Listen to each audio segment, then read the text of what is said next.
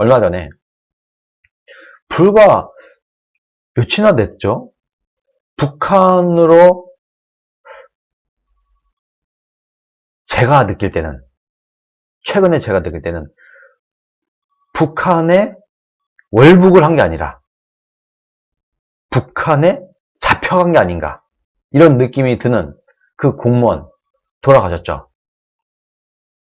북한이 대한민국 국민을 피격했는데 또 한가하게 문재인이라는 양반은 종전선 카드를 또 꺼내고 자빠졌습니다. 정말 이거 정말 제정신인가, 미친 인간이 아닌가, 참 그런 생각이 듭니다. 저는. 네, 북진님, 책임을 져야 하는 어른들이 책임지기 싫어서 애들을 너무 힘들게 하네요. 네, 감사합니다. 전 세계가 마스크를 벗는데 우리는 벌금을 부과한다니 정말 미치겠습니다. 정말. 여러분, 딱 이것만 보세요. 지금 대한민국 국민이 북한의 총에 죽고 그 시신은 불태워졌는데, 야, 며칠이나 지났다고 종전선언 얘기를 또 하고 자빠졌어요. 꼴랑 보름 지났는데 북한과 마음을 열고 소통하겠다. 무슨 저 원수가 내 왼뺨을 때리면 오른뺨을 내밀어라, 이것도 아니고, 강경화도 요즘 굉장히 이슈가 되고 있는 남편을 두신 강경화도 종전선언은 꾸준히 해야 된다, 추진해야 된다, 이렇게 황당한 얘기를 하고 있습니다. 정말 이 인간들 정말. 이런 사람이 국민들에게 진실을 말하겠습니까? 제정신으로 보이세요? 이 사람 정말? 문 대통령, 종전선언은 한반도 평화의 시작이다. 목적지 바꾸셨다. 막 피 터지게 싸워. 종전선언을 하면은 한반도 평화가 시작되는 거야.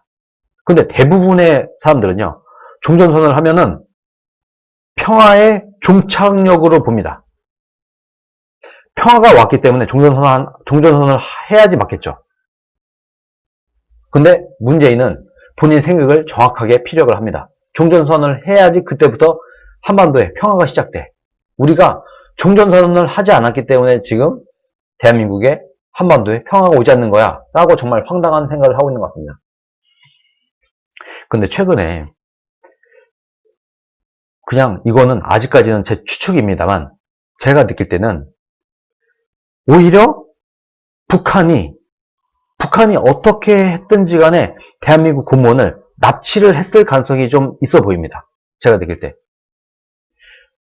제가 생각하는 시나리오는 북한이 어떤 이유에선지 대한민국 그 공무원을 납치를 했어요. 그리고 이 공무원을 밧줄에 묶어갖고 질질 끌고 30몇 킬로를 끌고 갔어요. 그리고 나서 총으로 쏴 죽인 게 아닌가. 그리고 그 외에 지금 북한이 발표한 것과 대한민국 국방부가 발표한 모든 것은 다 소설이고 다 거짓말이고, 저는 최근에 이런 느낌을 받았습니다.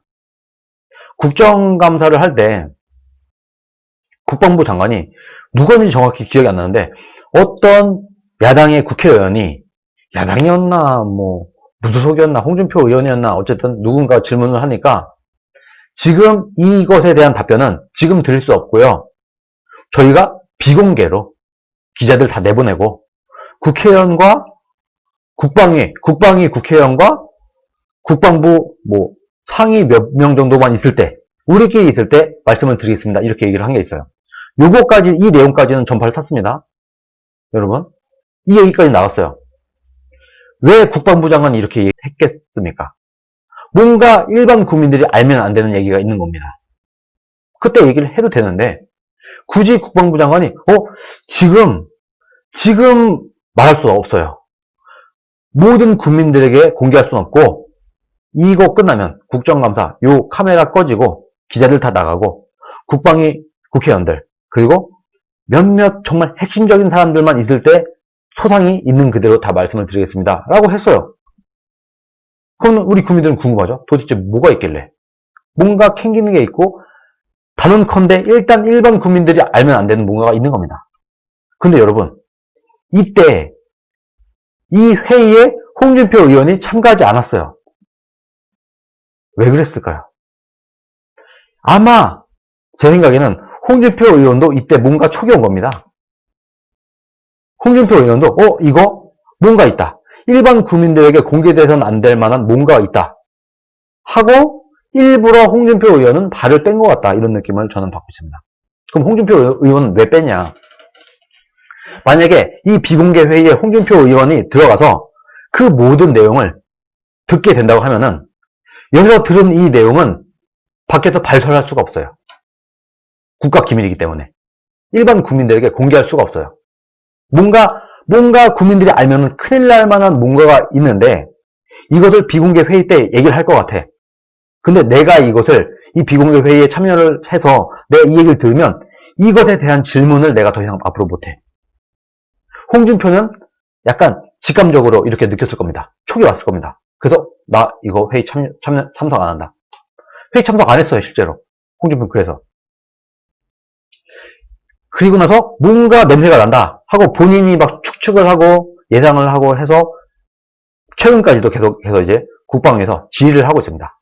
그런데 지금 국방부 장관이 제대로 된 답변을 못하고 있어요. 뜨끔한 거죠.